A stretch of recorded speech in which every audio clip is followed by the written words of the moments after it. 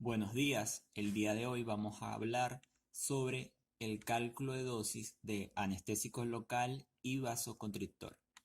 Para ello, primero vamos a definir lo que son los anestésicos locales.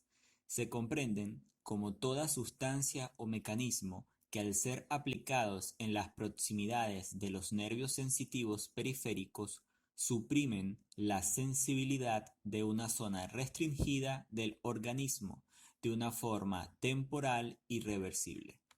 Asimismo, su propósito principal es eliminar la sensibilidad durante los procedimientos realizados sobre los órganos dentarios, tejidos blandos y óseos. Vamos a conversar sobre lo que es el carpule o el cartucho. El mismo se puede presentar en componentes de vidrio o de plástico y sus partes son las siguientes. El principio activo nos va a indicar el tipo de anestésico local, el cual puede ser lidocaína o mepivacaína. Al mismo tiempo nos dice la concentración de dicho anestésico local. El diafragma de goma, el cual es perforado por la parte pasiva de la aguja, el cuello, el tubo de la solución, el tapón, el cual va a servir para ser empujado por el pistón del portacarpule, y el vasoconstrictor, el cual nos va a decir también en qué concentración viene aplicado. Cabe destacar que todos los cartuchos o carpules traen la misma cantidad de solución, que es 1,8 mililitros o cc. Asimismo, vamos a hablar sobre el portacarpule o jeringa metálica, entre las cuales tiene diferentes partes, como lo son el pistón, que es por el medio del cual vamos a empujar el tapón del cartucho. Este puede venir liso o puede venir con un arpón. La presencia del arpón nos va a facilitar realizar la succión negativa. Viene el anillo para el dedo pulgar, la empuñadura en la cual nos vamos a sujetar, el cilindro o cámara de la jeringa, que es en el cual se va a introducir el cartucho, y el adaptador de la aguja, el cual se enrosca con el tapón de la aguja. Una vez ya explicado esto, vamos a hablar que para realizar el cálculo de la dosis anestésico local se tienen que evaluar 4 factores, los cuales son el peso del paciente, la concentración del anestésico local, la dosis ponderal de dicho anestésico y la presencia o ausencia de vasoconstrictor. El primero de ellos es el peso del paciente, ya de que el peso del paciente se relaciona con su capacidad farmacocinética. Después vamos a tener la concentración del anestésico, que se entiende como la cantidad de fármaco en un volumen determinado. Así, la concentración se obtiene a través de las siguientes determinantes. Esto no lo va a determinar el fabricante y lo podemos leer en el cartucho que tengamos en nuestras manos. Cuando se refieren del 1%, significa que hay 1000 miligramos en 100 mililitros de solución. Cuando nos dicen que es al 2%, equivale a 2000 miligramos en 100 mililitros de solución.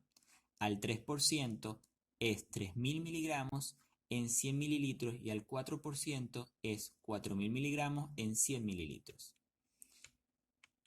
El tercer factor es la dosis ponderal del anestésico en cuestión. Esta dosis ponderal de anestésico está determinada en base a la capacidad farmacocinética del cuerpo humano expresada en unidad de peso corporal. ¿A qué quiere decir esto? Por ejemplo, de acuerdo al tipo de anestésico local, vamos a tener diferentes dosis. En el caso de la lidocaína es 3 miligramos por kilogramo y en el caso de la lidocaína con vasoconstrictor es de 7 miligramos por kilogramo. Cabe destacar que al nosotros realizar el cálculo de dosis no podemos superar la dosis máxima recomendada de este fármaco. Por ejemplo, con la lidocaína sola es 3000 miligramos y con la lidocaína con vasoconstrictor es 500 miligramos.